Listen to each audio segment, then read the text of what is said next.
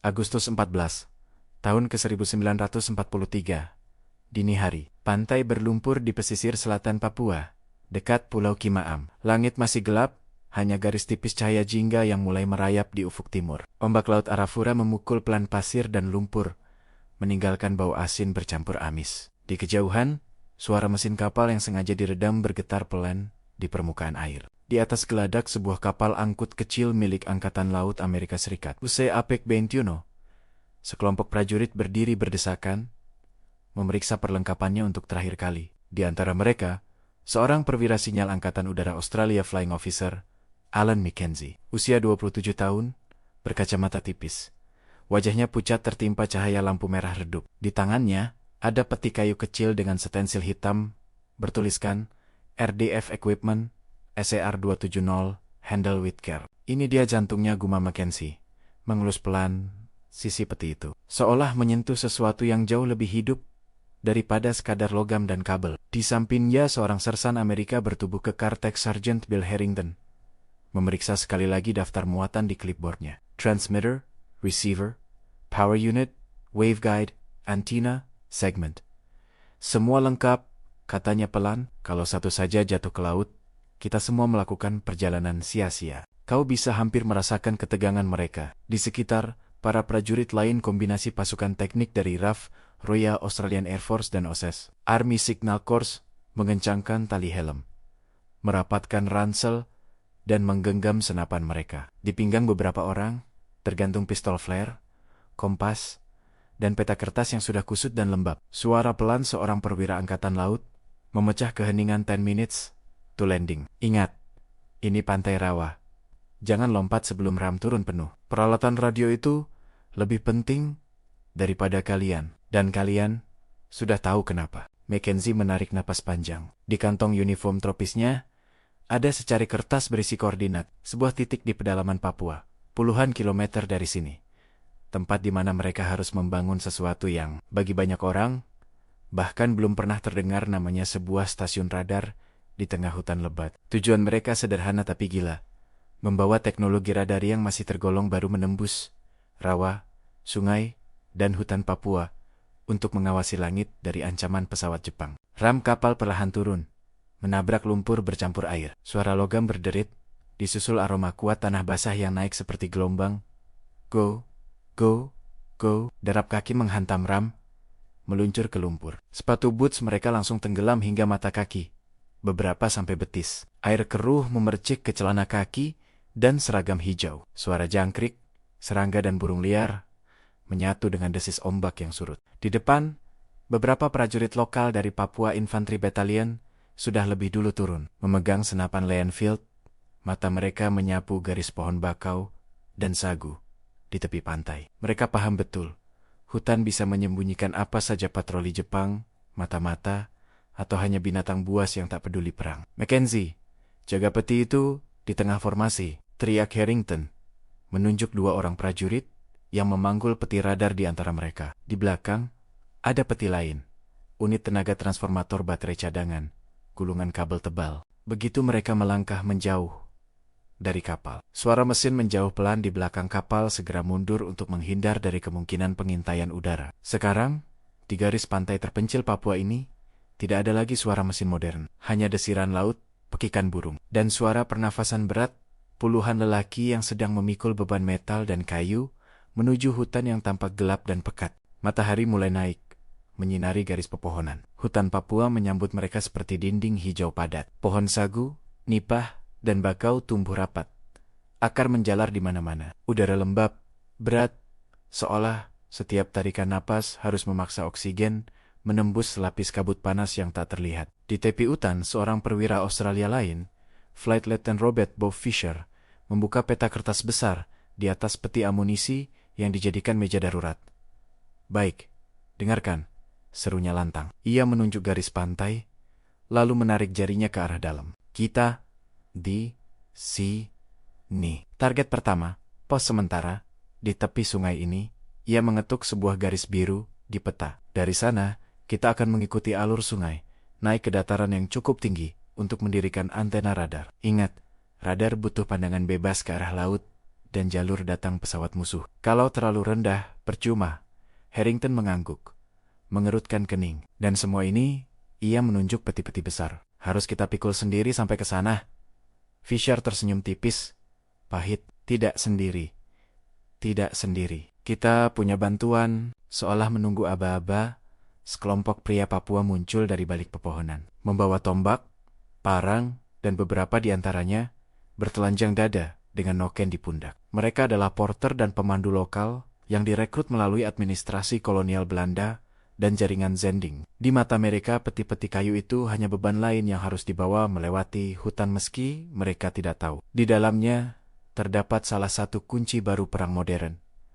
Seorang pemandu, Yohanes, mendekat ke Fisher. Bahasa Inggrisnya patah-patah, tapi cukup jelas. Kita bisa bawa, tapi jalan susah. Banyak rawa, harus ikut sungai. Pelan-pelan, katanya sambil menggerakkan tangan, menggambarkan kelok sungai. Mackenzie mengangkat tangan. Selama kita sampai di koordinat ini, ia menunjuk titik di peta. Sebelum Jepang tahu kita ada di sini, itu sudah kemenangan. Fisher mengangguk. Kita bukan hanya memasang antena di tengah hutan, gentleman. Kita sedang memasang mata di langit Papua. Mata yang bisa melihat pesawat musuh. Bahkan sebelum mereka mendengar suara kita. Mereka mulai bergerak. Barisan memanjang, perlahan menembus hutan. Suara parang menebas ranting dan semak. Cek, cek, cek membuka jalan setapak yang hanya selebar satu orang. Sepanjang perjalanan, mereka harus melompati akar besar, menghindari lubang, dan berkali-kali kaki terperosok ke lumpur. Peti-peti radar diikat dengan tali dan bambu, diangkat oleh 4 hingga 6 orang sekaligus. Keringat mengucur deras, membasahi seragam, membuatnya menempel di kulit. Nyamuk beterbangan seperti awan kecil, mengerumuni leher dan tangan. Beberapa prajurit mengibas, mengumpat pelan. Kau tahu tidak, kata Harrington sambil mengatur napas, di Hawaii, radar seperti ini membantu mendeteksi pesawat Jepang sebelum Pearl Harbor, tapi tidak ada yang benar-benar mendengarkan laporan itu. Mackenzie mengangguk tanpa menoleh. Kali ini, katanya pelan, kalau radar ini menyala, semua orang akan mendengarkan. Dalam kepalanya, ia membayangkan layar osiloskop hijau kecil yang akan berkedip-kedip, menunjukkan titik-titik samar di kejauhan pesawat Jepang yang mungkin datang dari pangkalan mereka di Timor, Ambon, atau Kendari. Jika radar di Papua ini berhasil, armada sekutu di Port Moresby, Milne Bay, dan jalur menuju Darwin akan memiliki peringatan dini yang sangat berharga. Beberapa jam kemudian, mereka tiba di tepi sungai kecil yang airnya kecoklatan, mengalir pelan di bawah tajuk pepohonan yang rapat. Disinilah mereka akan mendirikan pos sementara, sebelum melanjutkan perjalanan ke dataran yang lebih tinggi. Camp di sini untuk hari ini, seru Fisher. Kita perlu evaluasi jalur dan pastikan tidak ada patroli Jepang di sekitar. Tenda-tenda kanvas kecil mulai didirikan. Sebagian prajurit menggali parit dangkal di sekelilingnya sebagai saluran air, mengantisipasi hujan tropis mendadak yang bisa datang kapan saja. Di satu sudut area khusus mulai dibersihkan. Tanah diratakan, akar-akar kecil dicabut. Disitulah, untuk pertama kalinya, Mackenzie membuka peti kayu radar. Ia menyingkap penutupnya perlahan, seperti membuka relik suci. Di dalamnya, tersusun rapih unit-unit radio, tabung vakum, panel logam dengan tombol-tombol, kabel tebal yang digulung rapi. Setiap komponen tampak rapuh jika dibandingkan dengan kekasaran hutan di sekelilingnya. Harrington berdiri di sampingnya, mengusap keringat dengan punggung tangan. Jadi, kau yakin semua ini bisa bertahan di tengah kelembapan gila seperti ini? Tanyanya. Mackenzie tersenyum kecil, meski matanya tetap serius. Kalau kita lindungi dengan benar, kalau generator menyala stabil, dan kalau kita bisa menemukan tempat yang cukup tinggi, ia mengangkat satu tabung vakum ke arah cahaya senja. Maka radar ini akan menjadi alasan kenapa banyak pilot sekutu bisa pulang hidup-hidup di kejauhan. Bunyi samar pesawat terdengar mumuhu garis kecil melintas di antara awan. Semua prajurit spontan menoleh ke langit. Sekutu atau Jepang? Tanya seseorang pelan. Fisher mengerutkan mata, mencoba melihat tanda silang di sayapnya. Terlalu jauh. Terlalu samar. Hanya siluet. Di benak mereka semua, satu pertanyaan yang sama berputar. Kapan akan tiba hari di mana kita tak perlu menibak-nebuk seperti ini karena radar di tengah hutan? Papua akan memberitahu kita lebih dulu. Dengan pasti, malam itu, ketika kegelapan turun dan suara hutan menjadi lebih hidup dengan ratusan jenis serangga, katak, dan hewan malam para prajurit duduk mengelilingi lampu Petromax yang redup. Di tengah lingkaran cahaya, peti radar itu tampak seperti objek asing dari masa depan, dikelilingi oleh hutan purba. Mereka belum tahu jalan ke depan akan seberapa berat. Rawa yang lebih dalam, bukit yang lebih curam, dan ancaman Jepang yang bisa muncul kapan saja. Tapi satu hal sudah pasti, misi memasang radar di tengah hutan Papua telah dimulai dan tidak ada lagi jalan mundur. Agustus 15, tahun ke-1943, pagi buta. Kabut tipis menggantung di atas permukaan sungai. Udara dingin menempel di kulit. Tapi bukan dingin yang menyegarkan, lebih mirip selimut lembab yang berat. Suara pelan motor perahu outboard memecah keheningan. Di atas beberapa perahu kayu panjang buatan lokal, para prajurit sekutu duduk berhimpit, lutut menyentuh lutut. Sementara, di tengah perahu tertata peti-peti kayu radar yang diikat dengan tali dan rotan. Yohanes berdiri di haluan perahu pertama.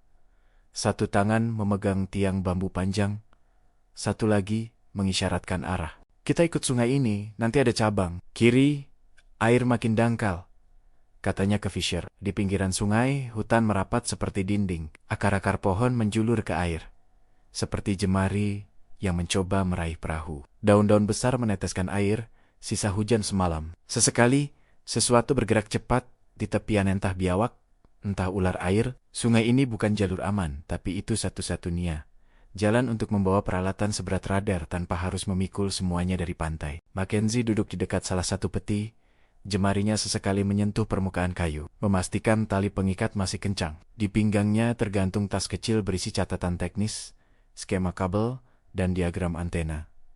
Kalau perahu ini terbalik, gumam Harrington duduk di depannya. Jangan lanjutkan kalimat itu, potong Mackenzie cepat. Radar dan doa saya soma-soma tenggelam. Para prajurit tertawa pelan. Tapi tawa itu cepat hilang ketika perahu memasuki bagian sungai yang lebih sempit. Pepohonan di kedua sisi seakan saling mendekap di atas mereka, menyisakan celah sempit tempat cahaya matahari menetes seperti garis-garis emas pucat. Beberapa jam kemudian, aliran sungai mulai melambat. Air menjadi lebih dangkal dan keruh. Balok kayu dan batang pohon tumbang menghalangi jalur, memaksa mereka berhenti berulang kali. Stop! Stop! Teriak salah satu motoris perahu. Mesin dimatikan. Perahu berhenti dengan goyangan pelan, menabrak batang kayu besar yang melintang di depan. Yohanes melompat ke air setinggi paha lalu meraba-raba batang kayu itu. Tidak bisa lewat, harus angkat. Atau kita turun di sini, katanya. Fisher melompat menyusul. Seragamnya langsung basah. Ia memandang sekeliling. Di sebelah kanan, hutan tampak naik perlahan. Tanahnya sedikit lebih tinggi dibanding tepian sungai. Kita turun di sini, putusnya. Kita buat jalur darat. Dari sini kita ke atas bukit itu. Harrington melirik Mackenzie. Kau dengar? Jalur darat. Impian setiap teknisi radio. Mackenzie menarik napas panjang. Aku menandatangani kontrak untuk perang, bukan liburan. Anggap saja ini bonus, balasnya kering. Keputusan itu berarti satu hal. Mulai dari titik ini, peti-peti radar harus dipanggul sepenuhnya melewati tanah hutan yang tidak bersahabat. Mereka menarik perahu ke tepi sungai, mengamankan haluan pada batang pohon besar dengan tali. Para porter Papua bahu mereka sudah berotot, karena hidup dengan beban di punggung, mulai mengukur peti dengan pandangan mata. Yohanes menunjuk sebuah jalur samar di antara pepohonan. Dulu orang kampung pakai jalan ini, tapi sudah lama. Banyak akar, banyak lumpur, jelasnya. Selama jalannya ke atas, kita ikut, kata Fisher. Radar butuh ketinggian. Kita harus cari punggung bukit yang menghadap laut. Para prajurit teknik mulai berimprovisasi. Mereka mengikat bambu panjang di kedua sisi peti agar lebih mudah dipanggul oleh 4 hingga 6 orang sekaligus. Setiap langkah harus diatur. Siap, angkat. Peti terangkat dengan desahan berat. Otot-otot menegang, wajah mengerut. Kaki melangkah pelan, menghindari akar besar, lubang, dan genangan lumpur yang dalam. Kau hampir bisa mendengar suara napas kasar mereka, bercampur dengan dengung hutan serangga, burung, dan kadang jeritan jauh hewan yang tak terlihat. Semakin jauh mereka meninggalkan sungai, semakin deras keringat yang mengalir. Matahari tropis menembus celah daun, menciptakan bilong-bilong cahaya di tanah. Udara tidak bergerak. Helm terasa seperti oven kecil di kepala. Seorang prajurit Amerika, Private Collins, tergelincir saat mencoba melompati akar besar. Peti yang dipanggulnya miring, hampir jatuh. Hati-hati! Itu unit daya! Teriak Harrington. 4 orang lain menstabilkan beban. Kaki mereka terperosok ke tanah lembek. Collins Mendengus bangkit dengan wajah merah dan seragam penuh lumpur. Kalau alat itu hancur, kita harus kembali ke pantai, kata Harrington. Dan aku janji, aku akan menyuruhmu menggendong kapal. Meskipun lelah, ancaman bercampur canda. Seperti itu, menjaga moral tetap hidup. Tetapi fakta di lapangan tidak berubah. Setiap meter ke depan hanyalah hasil perjuangan otot dan kemauan. Di sela langkah, Mackenzie terus memperhatikan kompas dan catatan koordinatnya. Sesekali, ia menatap langit yang nyaris tak terlihat di balik tajuk pepohonan. Berapa tinggi kira-kira bukit ini?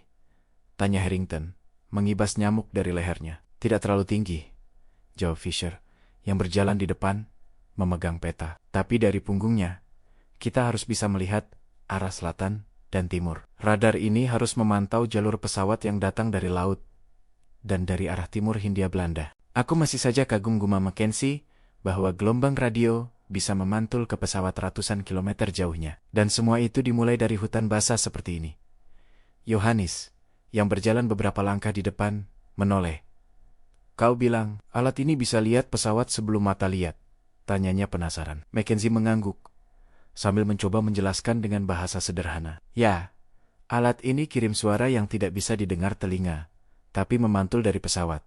Kami tangkap pantulannya. Di layar, pesawat itu jadi titik kecil. Semakin dekat, titiknya bergerak mendekat. Yohanes mengangguk lambat, mencoba membayangkan sesuatu yang tak terlihat mata.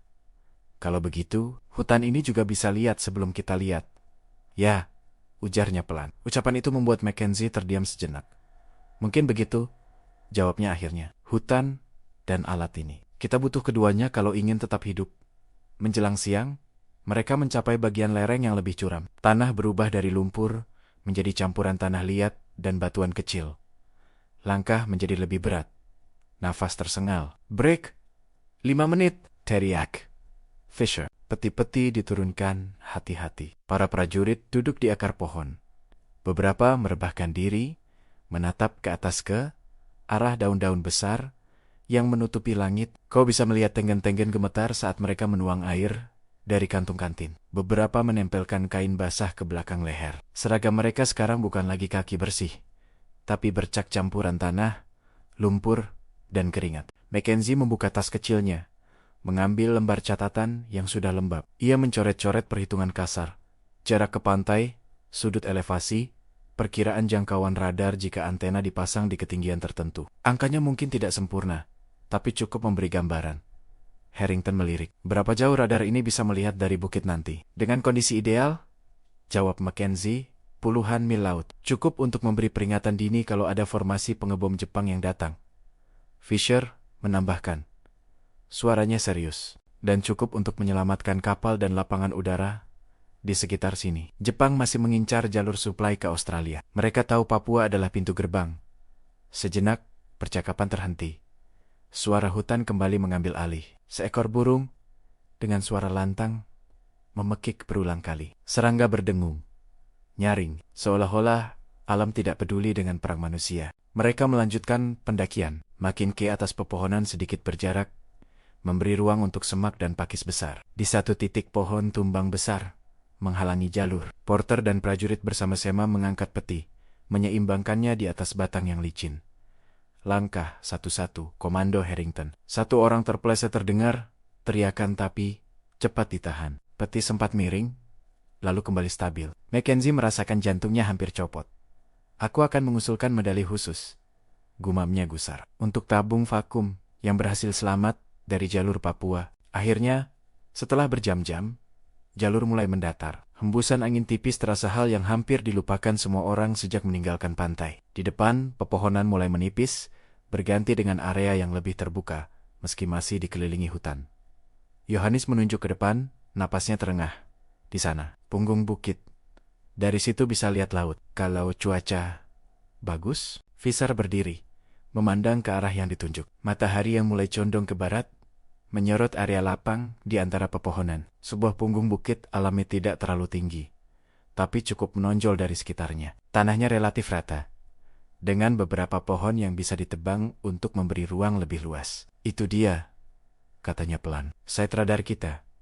Mackenzie melangkah mendekat, memandangi punggung bukit itu, seolah menilai landasan masa depan. Angin cukup, tanah relatif stabil, dan yang terpenting, ia menoleh ke timur dan selatan, mencoba melihat di balik tirai pohon. Kita bisa bersihkan area ini untuk antena. Harrington menghela napas panjang, setengah lelah setengah lega. Sekarang bagian yang menarik dimulai, katanya. Membuat alat peka seperti ini bekerja di tempat yang penuh lumpur, kelembapan, dan serangga ini mimpi buruk para teknisi. Fisher tersenyum miring. Itu sebabnya kalian dibayar, balasnya. Para prajurit mulai menurunkan peti-peti radar di tanah yang akan menjadi jantung stasiun mereka. Di sini, di punggung bukit terpencil di Papua, mereka akan mencoba sesuatu yang belum pernah dilakukan sebelumnya. Membangun mata elektronik sekutu di tengah hutan tropis, di bawah ancaman Jepang yang bisa kapan saja muncul dari langit. Matahari mulai turun, mewarnai hutan dengan cahaya keemasan. Suara kapak pertama mulai terdengar sek, sek, sek menebang pohon dan semak untuk membuka ruang. Di antara suara itu, samar-samar terdengar gumam doa dalam berbagai bahasa, Inggris, Australia, dan Papua. Tidak ada upacara, tidak ada bendera yang dikibarkan. Hanya sekelompok lelaki berkeringat yang, tanpa banyak disadari dunia, baru saja memilih tempat yang kelak menjadi titik penting dalam jaringan radar sekutu di Pasifik Selatan. Mereka belum tahu seberapa sering layar radar di bukit ini akan menyala, menunjukkan nokta-nokta musuh yang mendekat. Tapi, mulai hari itu, hutan Papua bukan lagi sekadar benteng alamiah. Akan menjadi tempat di mana teknologi dan rimba bergabung untuk melawan kekaisaran Jepang. Sore itu, punggung bukit yang tadi tampak seperti bagian biasa dari hutan Papua, berubah menjadi lokasi konstruksi darurat. Di bawah cahaya keemasan matahari, para prajurit dan porter bergerak seperti semut menebang, membersihkan, mengangkat pohon-pohon kecil dan semak pakis ditebas. Batang-batangnya diseret ke pinggir untuk dijadikan penahan erosi dan dinding perlindungan. Tanah dipangkas, akar-akar besar dipotong secukupnya untuk meratakan permukaan. Mulai dari sini, kita butuh 2 zona jelas, kata Fisher, menunjuk dengan gagang pipa ke tanah yang mulai kosong. 1 untuk barak dan perlindungan. 1 lagi khusus untuk unit radar dan antena. Jaga jarak dari pohon tinggi kita, tidak mau antena jadi sasaran sambaran petir. Harrington mengangguk, dan kita butuh parit kabel di antara keduanya. Kalau ada ledakan di satu sisi, jangan sampai semua kabel utama putus. Mackenzie berjongkok di tanah, menggambar sketsa kasar dengan ujung tongkat. Persegi panjang untuk barak, lingkaran untuk posisi antena, kotak kecil untuk unit pemancar dan penerima, lalu garis-garis untuk kabel dan jalur akses. Generator di sini, katanya, menandai titik di sisi bukit yang agak terlindung, jauhkan dari antena, tapi masih dalam jangkauan kabel. Kita tidak mau interferensi listrik liar dari mesin, dan jauhkan juga dari tempat tidur. Celetuk seorang prajurit. Kalau tidak, kita akan tidur ditemani suara mesin 24 jam. Beberapa orang tertawa kecil, tapi mereka tahu, kelak suara generator justru akan menjadi suara yang menenangkan, tanda bahwa radar masih hidup. Mata elektronik mereka masih terbuka.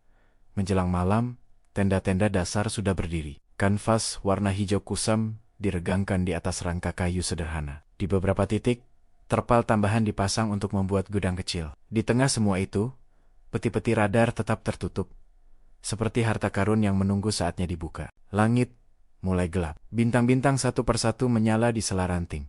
Meski banyak yang tertutup tajuk hutan, suara hutan berubah nada, siang yang ramai berganti malam yang lebih pekat. Dengan suara serangga yang berdering nyaring dan sesekali lolongan samar dari jauh. Di dalam tenda komando kecil, lampu Petromax menyala terang. Peta kertas dibentangkan di atas meja lipat. Di sampingnya catatan koordinat, daftar peralatan, dan jadwal patroli. Baik, kata Fisher, menunjuk peta. Mulai malam ini, kita anggap tempat ini sebagai posisi permanen.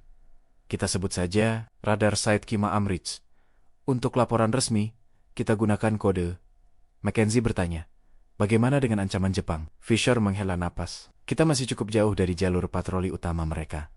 Tapi jangan bodoh. Mereka punya pramuka, punya mata-mata. Begitu antena kita berdiri, tempat ini akan menonjol. Jadi kita butuh kamuflase yang sangat baik. Harrington menyandarkan punggung di tiang tenda. Artinya, besok kita tidak hanya membangun antena, kita juga membangun hutan palsu di sekelilingnya. Pagi berikutnya, Agustus 16, 1943, kabut pagi menyelimuti punggung bukit. Saluran air kecil yang mereka gali semalam sudah terisi air hujan. Tanah masih becek, tapi tidak sampai menggenangi tenda. Banyak prajurit bangun dengan punggung pegal dan seragam lembab, tapi tidak ada waktu untuk mengeluh. Hari ini adalah hari pembongkaran peti radar. Di area yang sudah dipilih sebagai ruang mesin, beberapa meja darurat disusun dari papan dan kayu. Mackenzie berdiri di tengah, memegang daftar peralatan. Di sekelilingnya, prajurit teknik bersiap dengan alat obeng, kunci pas, tang, kain lap, dan kaleng kecil berisi grease untuk melindungi bagian-bagian metal dari karat. Baik, kata Mackenzie, suaranya sedikit serak tapi mantap. Kita mulai dengan unit penerima dan pemancar. Ingat, tabung vakum tidak boleh jatuh, tidak boleh terbentur. Kalau pecah, kita kehabisan cadangan. Dua prajurit membuka peti pertama. Paku-paku kayu dicungkil pelan, tutupnya diangkat hati-hati. Di dalamnya, terbungkus lapisan kain dan jerami, terlihat panel-panel logam dengan deretan tabung vakum silinder, penutup metal, dan kabel-kabel penghubung. Mereka mengeluikan satu persatu, menempatkannya di atas meja, lalu memeriksa label-label linear receiver unit, transmitter unit, power supply. Harrington berdiri di dekat generator sebuah mesin bensin, kokoh dengan kipas besar di sampingnya. Kita pastikan dulu mesin ini bisa hidup baik di udara seperti ini, katanya. Bensin sudah kita jaga, oli sudah diganti sebelum keberangkatan. Tapi, kelembapan bisa bikin kabel busi rewel. Di sudut lain, beberapa prajurit mulai menggali parit kecil untuk menanam kabel. Mereka menggunakan cangkul dan sekop. Tanah yang digali ditumpuk di sisi parit untuk dijadikan semacam dinding rendah pelindung. Siang menjelang, matahari mulai meninggi, kabut menghilang. Mackenzie mengelap keringat dari dahi dengan lengan seragam. Sekarang antena, katanya. Peti antena dibuka, di dalamnya tersusun potenggen-potenggen logam panjang elemen antena tiang segmental, braket, dan penghubung. Di kertas manual terlampir, ada gambar antena besar berbentuk persegi panjang yang ketika dirakit dan didirikan akan mengarah ke cakrawala. Kita tidak bisa mendirikan antena setinggi yang ideal, jelas Mackenzie kepada Fisher, menunjuk diagram. Di sini tanah tidak stabil kalau terlalu tinggi, tapi kalau kita naikkan beberapa meter dan tempatkan di punggung bukit, jangkauan tetap bagus. Fisher mengangguk. Kita kompromi. Yang penting, stabil, tidak mudah tumbang, dan cukup rendah untuk tidak mencolok dari udara, tapi cukup tinggi untuk melihat. Para prajurit mulai merakit antena di tanah lapang. Baut-baut dikencangkan, segmen-segmen tiang disambung satu persatu. Kau bisa mendengar suara kling, kling, ketika kunci pas menghantam logam. Sesekali, seseorang menggumamkan lagu pelan, mencoba mengusir lelah. Ketika struktur utama antena selesai, mereka mengikatkan guy wire kabel penyangga ke beberapa titik, lalu menghubungkannya ke patok yang ditanam dalam-dalam di tanah. Siap angkat, teriak Harrington. Dengan koordinasi, antena itu didorong, diangkat perlahan dari posisi horizontal ke vertikal. Tubuh kalian yang lelah ikut menegang, hanya dengan membayangkannya satu slip, satu kabel putus, dan seluruh struktur bisa roboh. Pelan, pelan, tahan. Guy wire ditarik dan dikencangkan. Tiang antena bergoyang sebentar lalu berhenti berdiri tegak seperti tiang bendera asing di tengah rimba Papua. Mackenzie menatapnya, napasnya terasa berat, bukan hanya karena lelah, tapi juga karena rasa takjub. Kalau saja Profesor Watson Watt bisa melihat ini, gumamnya, menyebut salah satu pionir radar Inggris. Radar di tengah hutan, yang bahkan mungkin dia tidak bisa tunjuk di peta. Namun pekerjaan belum selesai. Antena tanpa sambungan yang benar, hanyalah rangka metal biasa. Mereka mulai menarik kabel waveguide dan koaksial dari base antena ke unit pemancar dan penerima di ruang mesin. Kabel itu harus dilindungi jadi. Mereka meletakkannya di parit yang sudah digali, lalu menutupnya kembali dengan tanah dan dedaunan agar tidak terlalu mencolok. Harrington memeriksa sambungan kabel satu persatu. Pastikan koneksi ini rapat. Kelembapan bisa masuk dari celah sekecil ujung jarum, katanya. Kita berperang melawan Jepang dan melawan jamur, karat, serta serangga di dekat generator. Seorang prajurit teknik Amerika Korporal, James Jimmy Rodriguez, memeriksa panel kontrol mesin. Kalau semua siap, kita bisa coba testron malam ini, katanya. Lebih mudah melihat layar radar di kegelapan. Mackenzie mengangguk. Matanya berbinar, meski wajahnya kusut. Kalau malam ini kita melihat satu titik saja di layar, satu eko. Maka semua lumpur dan nyamuk ini terbayar. Menjelang senja, punggung bukit itu berubah rupa lagi. Antena besar kini berdiri, tapi sebagian tertutup oleh dahan-dahan dan dedaunan yang sengaja disusun sebagai kamuflase. Dari udara, kalau pilot Jepang terbang cepat, antena mungkin tampak seperti pohon aneh di antara ratusan pohon lain. Tenda-tenda ditutupi jaring kamuflase. Sebagian diberi daun, agar warnanya menyatu dengan hutan. Di kejauhan, suara meriam anti pesawat, samar-samar, terdengar mungkin dari posisi sekutu lain, atau latihan tembak di pesisir. Suara itu mengingatkan mereka semua bahwa, meski hutan ini terasa sebagai dunia tersendiri, perang tetap berjalan di luar sana. Di dalam ruang mesin, Mackenzie berdiri di depan panel radar yang kini sudah tersambung. Tabung-tabung vakum di dalamnya bersinar oranye redup ketika listrik mengalir. Panel logam memantulkan cahaya lampu kecil di langit-langit. Baik, katanya pada Jimmy. Saatnya menghidupkan jantungnya. Generator di luar dinyalakan. Mesin itu batuk-betuk sebentar, lalu hidup dengan dengungan stabil. Kabel tenaga mengalirkan listrik ke unit radar. Jarum-jarum meteran bergerak perlahan naik. Mackenzie menekan sakelar. Layar tabung cerete seperti layar televisi primitif, berwarna hijau menyala. Garis horizontal mulai berputar, menyapu dari kiri ke kanan berulang-ulang. Bis, bis, bis. Sweep berjalan, kata Mackenzie pelan, hampir seperti berbisik kepada dirinya sendiri. Para prajurit yang tidak mengerti teknisnya hanya berdiri di belakang, menonton dengan rasa ingin tahu dan sedikit kagum. Mereka melihat garis cahaya bergerak di layar, mendengar dengung halus elektronik, tetapi belum melihat apapun. Untuk saat ini, kita masih kalibrasi, jelas Mackenzie, menyesuaikan gen, mengukur noise dari lingkungan, memastikan sistem tidak buta. Tiba-tiba, di sudut layar, muncul satu kilatan kecil. Titik cahaya yang hidup sebentar, lalu lenyap. Apa itu? Tanya seseorang. Bisa jadi noise, jawab Mackenzie. Tangannya memutar sebuah knop kecil. Bisa juga burung besar, atau sesuatu yang terbang lebih tinggi.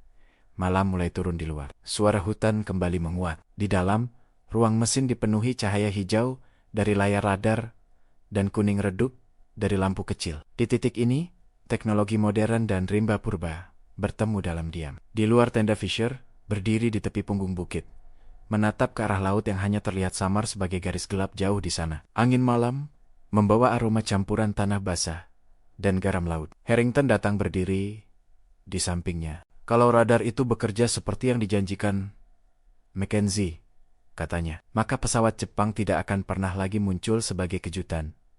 Fisher mengangguk pelan. Dan kapal-kapal suplai kita akan punya kesempatan lebih besar sampai ke tujuan. Kita mungkin tidak akan tercatat di buku sejarah, Sersan. Tapi setiap pilot yang selamat, setiap kapal yang lolos, akan menjadi bukti bahwa bukit kecil di hutan Papua ini pernah melihat lebih jauh ke masa depan.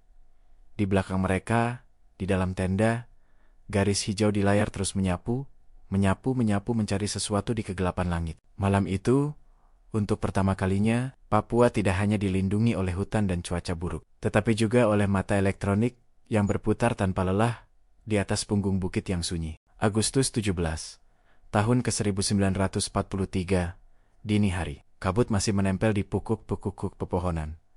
Ketika suara generator kembali hidup, menggetarkan tanah di sekitar punggung bukit. Di ruang mesin, Mackenzie sudah duduk di depan layar radar sebelum matahari benar-benar muncul. Matanya merah, tanda kurang tidur, tapi tangan dan pikirannya tetap fokus. Tabung CRT menyala lagi, garis hijau tipis menyapu dari kiri ke kanan. BC, garis itu berputar seirama dengan rotasi antena di luar, yang perlahan berputar mengarahkan pandangan elektroniknya ke segala penjuru. Jimmy Rodriguez membawa cangkir kopi encer dalam mug logam penyok. Kau tidur berapa jam, Sir? Tanyanya menyodorkan mug. Kalau digabung, mungkin 1, jawab Mackenzie, menerima kopi itu tanpa melepaskan tatapan dari layar. Tapi hari ini, kita harus pastikan kalibrasinya benar. Kita butuh target nyata. Seolah menjawab, suara langkah kaki memasuki tenda. Fisher dan Harrington datang, membawa berita. Perintah dari Komando Regional, kata Fisher. Ada rencana uji coba terkoordinasi. 1 pesawat sekutu akan terbang mendekati wilayah kita siang ini. Mereka ingin tahu seberapa akurat radar ini bisa mendeteksi dan melacaknya. Mackenzie mengangguk cepat. Tepat yang kita butuhkan, Data nyata, bukan hanya noise dari burung dan awan. Harrington menyandarkan peta kecil di dinding tenda. Di atasnya, jalur garis pensil menunjukkan arah pesawat yang direncanakan. Mereka akan datang dari tenggara, naik dari salah satu lapangan udara di dekat Merauke, ketinggian sekitar 10–15 ribu kaki. Kita diberi perkiraan waktu melintas. Kalau radar kita buta, sekarang saatnya ketahuan.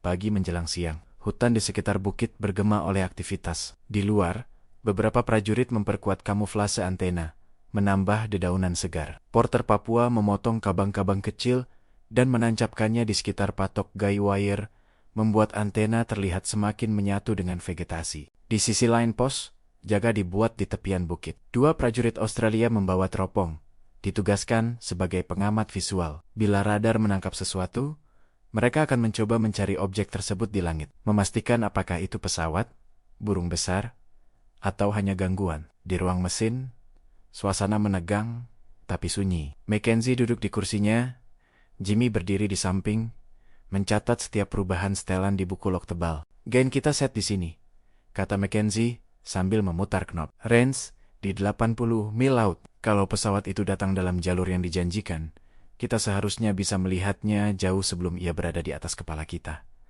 Berapa lama kira-kira? Tanya Jimmy. Kalau cuaca bersih dan ground clutter dari hutan tidak terlalu parah. Mungkin 20–30 menit sebelum mereka ada di sekitar sini, jawab Mackenzie. Fisher berdiri di belakang, tangan menyilang di dada. Kalau sistem ini berhasil, katanya pelan, komando akan makin percaya pada konsep jaringan radar. Mereka bisa menempatkan stasiun seperti ini di sepanjang jalur penting dari Papua ke Kepulauan Aru, sampai ke dekat Darwin Harrington, menimpali. Kalau sistem ini gagal, mereka akan bilang kita sedang piknik mahal di hutan. Mackenzie tersenyum miring, tapi senyum itu cepat hilang ketika ia mencondongkan tubuh ke layar. Naikkan volume sedikit, ujarnya. Jimmy memutar knop lain. Suara BOC halus berubah sedikit peak-nya. Pada layar, garis hijau yang menyapu itu kini tampak diselingi bintik-bintik kecil noise acak. Mackenzie mengenali pola itu, pantulan dari medan, dari bukit dan hutan. Tunggu, gumamnya. Di salah satu sudut luar, lingkaran kerja radar, muncul sebuah kilatan kecil lebih terang dari noise biasa. Ia muncul di posisi yang sama 2 kali, 3 kali, setiap sweep ada kontak, katanya datar, range kira-kira 70 mil, bearing sekitar tenggara. Jimmy menulis cepat. Waktu kontak pertama, jam 9:42, katanya. Data sesuai dengan rencana jalur uji. Fisher melihat catatan di tangannya. Harusnya mereka lepas landas sekitar jam 9. Jarak dan arah cocok. Mackenzie menajamkan tatapan. Titik kecil itu muncul lagi kali, ini sedikit bergeser. Dia bergerak masuk. Kecepatan kira-kira 150–200 knot. Katanya sambil mengukur jarak perpindahan titik antar sweep. Ini pasti pesawat di luar tenda prajurit di pos jaga, menempelkan teropong ke mata, menatap langit yang biru pucat. Matahari menyilaukan, awan tipis bergerak pelan. Sudah lihat sesuatu? Tanya seorang prajurit. Belum. Tidak ada apa-apa selain garis horizon dan kurva halus bumi yang dipotong siluet pohon jauh di bawah. Di dalam tenda, titik di layar makin mendekat ke lingkaran tengah. Mackenzie merasakan sensasi aneh. Seperti berburu sesuatu yang tidak terlihat. Tapi tahu, ia ada di luar sana. Range sekarang 50 mil, katanya. Masih stabil. Tidak ada tanda manuver. Fisher mencondongkan tubuh. Kalau ini pertempuran nyata, kita sudah punya waktu untuk menyalakan sirina, mempersiapkan meriam anti-pesawat, dan memperingatkan lapangan udara dan kapal-kapal di rute, katanya. Bayangkan kalau yang datang ini formasi pengebom Jepang dari Ambon. Harrington menatap layar, menghela napas, dan tanpa radar, mereka baru akan terlihat ketika sudah di atas kepala. Atau ketika bom pertama jatuh, titik itu terus bergerak. 40 mil dan 30 mil, katanya. Pilot mereka akan mengayun sedikit di atas punggung bukit kita, ujar Fisher. Sekadar menyapa dari udara. Mackenzie memutar knob range, mengubah skala untuk mendapatkan tampilan lebih detail. Titik itu kini bergerak melengkung, seperti sedang membuat orbit kecil di sekitar pusat. Mereka mulai berbelok, katanya. Tinggi kira-kira tetap. Sinyal konsisten? Sistem kita bekerja. Jimmy melirik jam tangan. Catat. Jam 9:57, pesawat mengubah arah. Kontak masih kuat. Beberapa menit kemudian, pos jaga di luar tenda akhirnya melihatnya. Kontak visual, teriak seorang prajurit. Ia menunjuk ke arah tenggara. Di langit, titik kecil perak muncul. Makin besar setiap detik. Suara mesin piston terdengar perlahan. Kemudian semakin jelas bergema mengiris udara di atas pepohonan. Kelihatannya Dakota, ujar salah satu prajurit Australia. Sequarente-Seci pesawat transport besar dengan 2 mesin itu melewati punggung bukit dalam jarak yang cukup jauh. Tapi masih bisa terlihat jelas. Cahaya matahari memantul dari fuselase Naya yang disamarkan. Di bawahnya, hutan Papua tampak seperti permadani hijau tak berujung. Di dalam ruang mesin, Mackenzie tidak melihat pesawat itu dengan mata telanjang yang ia lihat hanyalah titik kecil di layar, bergerak mengikuti pola yang tepat. Kita punya trek penuh, katanya, hampir terdengar lega. Dari jarak 70 mil sampai visual. Tidak ada kehilangan kontak. Fisher menepuk bahunya. Selamat, Mackenzie. Kau baru saja membuktikan bahwa bukit terpencil ini bisa melihat jauh keluar, melampaui pandangan mata manusia. Mackenzie hanya mengangguk, tapi di dalam dirinya ada perasaan lain. Rasa tanggung jawab besar. Kalau alat ini suatu hari gagal mendeteksi serangan nyata, darah yang tertumpah seolah akan menodai setiap kabel dan tabung di hadapannya. Namun hari itu belum selesai. Menjelang sore, ketika uji coba resmi sudah dicatat dan dikirim lewat radio HF ke komando wilayah, informasi lain datang. Kali ini bukan latihan. Seorang operator radio di tenda komunikasi memanggil Fisher. Sir, ada laporan pergerakan udara Jepang dari utara. Pesawat pengintai diduga lepas landas dari area sekitar Seram atau Ambon. Perkiraan, jalur bisa menyentuh wilayah selatan Papua. Ruangan hening seketika. Apakah mereka yakin? Tanya Fisher. Mereka hanya punya laporan spot visual dari pesawat patroli laut. Tidak ada kepastian arah tepatnya, jawab operator. Semua mata beralih ke Mackenzie dan radar di belakangnya. Kalau laporan itu benar, kata Fisher, maka hari ini kita mungkin tidak hanya melakukan uji coba, kita mungkin akan menghadapi kontak musuh pertama. Mackenzie mengangguk pelan. Kita atur sektor ke utara dan timur laut, ujarnya. Range kita naikkan ke maksimum yang masih stabil. Kita lihat apakah mata ini bisa menemukan sesuatu sebelum mereka menemukan kita. Ia memutar beberapa knop lagi. Garis hijau di layar kini berputar dengan jangkauan lebih luas. Noise dari medan bertambah. Tapi ia sudah mulai akrab dengan pola-pola kacau itu. Ia tahu mana yang hanya hutan, mana yang hanya awan, dan mana jang. Bukan. Kalau pesawat Jepang itu terbang rendah untuk menghindari deteksi, kata Harrington, seberapa besar peluang kita bisa melihatnya? Lebih kecil, tapi masih ada, jawab Mackenzie. Hutan akan memberi banyak klater, tapi jika mereka mendekat cukup dekat, kita akan melihat pergerakan yang tidak sesuai pola jam. Bergerak pelan, di luar, langit mulai berubah warna keemasan. Suara serangga kembali naik. Generator terus berdengung, tanpa lelah. Layar radar tetap menyapu. Bis, bis, bis. Untuk beberapa saat, tidak ada apa-apa selain noise. Lalu tiba-tiba di sektor utara, di luar area yang sebelumnya mereka pantau, muncul satu kilatan samar. Bukan terang, bukan jelas, tapi ada. Dan ia muncul lagi di sweep berikutnya. Dan berikutnya, Mackenzie menyipitkan mata, mengurangi sedikit gain, lalu menaikkan kembali. Titik itu bertahan. Ada sesuatu di utara, katanya pelan. Range sekitar 90 mil. Sinyal lemah, tapi bergerak. Jimmy menelan ludah. Bukan uji coba lagi? Ya, tidak, jawab Mackenzie. Kali ini, kita mungkin melihat musuh sungguhan. Di luar tenda para prajurit mulai bergerak lebih cepat. Senapan diperiksa, pos jaga diperkuat, dan mata-mata mereka berusaha menembus langit yang mulai berwarna oranye. Di punggung bukit terpencil ini, radar yang baru saja lulus uji coba, kini akan menghadapi ujian sebenarnya. Bisakah mata elektronik sekutu di tengah hutan Papua ini benar-benar melihat Jepang datang sebelum terlambat? Titik samar di layar itu tetap hidup. Mackenzie memajukan tubuhnya hampir menempel ke tabung CRT. Garis hijau tipis menyapu lagi, setiap putaran. Titik itu muncul di posisi yang sedikit berbeda bergerak, perlahan dari utara ke arah tenggara. Range sekarang 85 mil, katanya datar, tapi nada suaranya tegang. Masih lemah? Tapi pola geraknya konsisten. Itu bukan awan, bukan burung, terlalu teratur.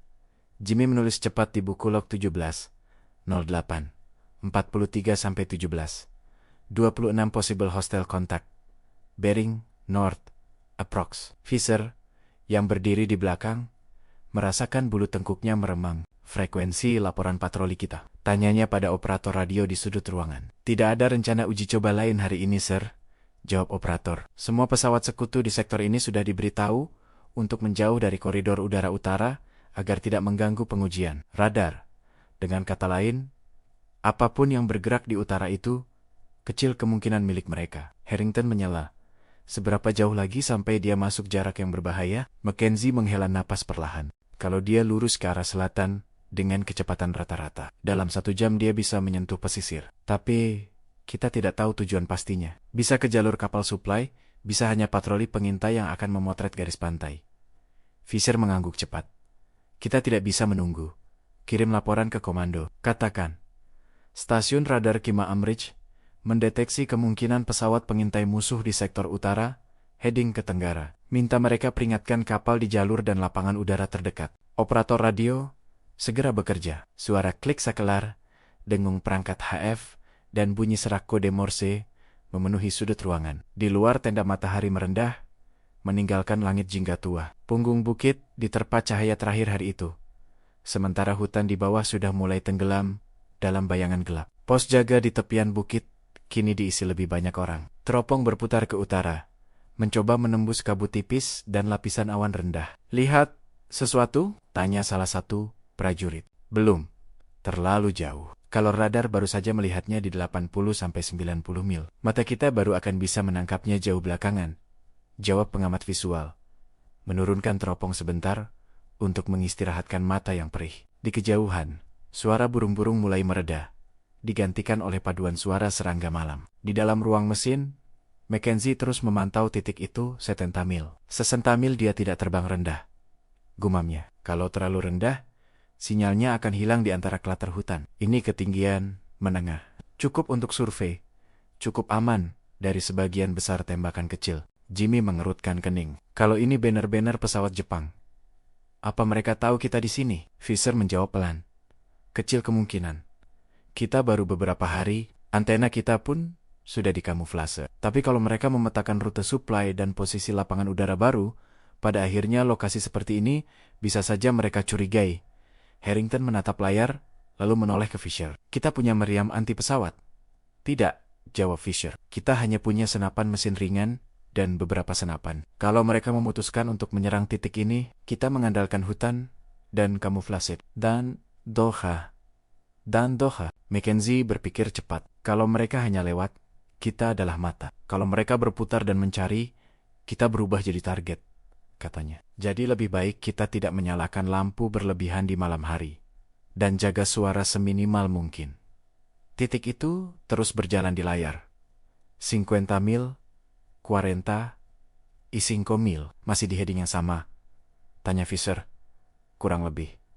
Ada sedikit perubahan. Mungkin menyesuaikan arah angin, tapi vektornya masih ke tenggara, jawab Mackenzie. Kalau mereka terus seperti ini, mereka akan menyeberang cukup jauh dari posisi kita. Mungkin fokus mereka di jalur pantai dan laut. Di sudut, operator radio menerima balasan dari komando. Sir, mereka sudah menerima laporan kita. Kapal-kapal di sektor selatan Papua diberi peringatan. 1 flight pesawat tempur P-40, Kitty Hawk, sedang disiagakan. Tapi belum ada perintah intercept. Mereka tidak mau mengambil risiko sampai kita punya konfirmasi lebih kuat. Fisher mengangguk. Baik. Saat ini, radar kita adalah satu-satunya yang melihat mereka. Kita terus pantau, malam turun sepenuhnya. Generator tetap berdengung. Jadi, satu-satunya suara mesin di antara nyanyian hutan tropis. Ruang mesin kini hanya diterangi lampu redup dan cahaya hijau dari layar radar. Wajah Mackenzie dan Jimmy terlihat pucat kehijauan, seperti bayangan hantu yang menatap sesuatu di dunia lain. Titik di layar melewati jarak 40 mil.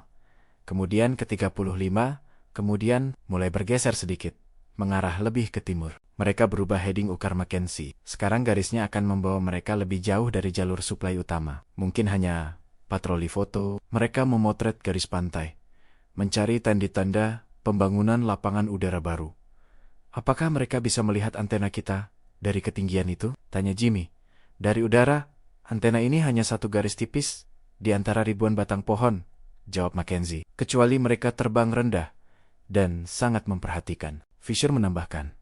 Dan ingat, Mereka tidak tahu kita punya radar di sini. Dalam kepala mereka, bahaya utama adalah lapangan udara besar, bukan bukit sunyi yang tampak kosong. Titik itu terus bergerak. 30 mil, 25 mil. Pos jaga di luar melaporkan percakapan pendek. Ada suara pesawat. Sangat samar. Dari utara. Mereka menempelkan telinga, mencoba membedakan suara mesin dari derik serangga dan desiran angin. Hanya yang paling peka yang bisa mendengar dengung jauh itu. Di layar, kontak mulai melewati posisi imajiner yang, jika digambar di peta, akan menempatkannya cukup jauh dari bukit, tapi masih di dalam cincin pengawasan radar. Kalau saja kita punya stasiun radar kembar di timur dan barat, gumam Mackenzie, kita bisa triangulasi dan menentukan posisi mereka dengan jauh lebih akurat. Ini baru awal jaringan, jawab Fisher. Kalau kita bisa membuktikan bahwa satu stasiun seperti ini berguna, komando akan menginvestasikan sumber daya untuk membangun lebih banyak. Akhirnya, titik itu perlahan menjauh. 20 mil, 30 mil, 40 mil, sinyalnya semakin lemah, sampai akhirnya lenyap di luar jangkauan. Kontak hilang, kata Mackenzie, kemungkinan besar mereka berbalik arah pulang. Mungkin ke Ambon atau salah satu pulau di utara. Jimmy menutup buku log sebentar, mengusap wajah. Jadi, barusan itu, kita baru saja melacak pesawat musuh pertama kita. Mackenzie mengangguk pelan. Ya, dan kita sudah memberi peringatan ke kapal dan lapangan udara kita sebelum mereka mendekat. Itu saja sudah menjadikan malam ini kemenangan kecil. Beberapa jam kemudian, setelah memastikan tidak ada kontak baru, radar dioperasikan dalam mode siaga. Generator tetap hidup dengan setelan rendah. Beberapa prajurit kembali ke tenda untuk tidur, sementara tim kecil tetap berjaga. Di luar, di pinggir punggung bukit, Harrington dan Fisher duduk bersandar pada batang pohon, masing-masing memegang muk kopi. Langit penuh bintang, sebagian tertutup tajuk daun. Di kejauhan, kilatan halus petir, jauh di atas laut, kadang-kadang menyinari cakrawala. Kau sadar, kata Harrington pelan, bahwa tidak ada yang akan menulis ini di koran-koran? Fisher tertawa pendek. Tidak ada headline. Sekelompok prajurit kotor di hutan menghentikan pesawat musuh dengan alat yang sebagian besar orang bahkan tidak mengerti cara kerjanya, lanjut Harrington. Benar, jawab Fisher. Tapi ada hal lain. Setiap kapal yang berubah jalur karena peringatan kita, setiap konvoi yang tidak disergap karena mata radar kita, itu semua akan hidup.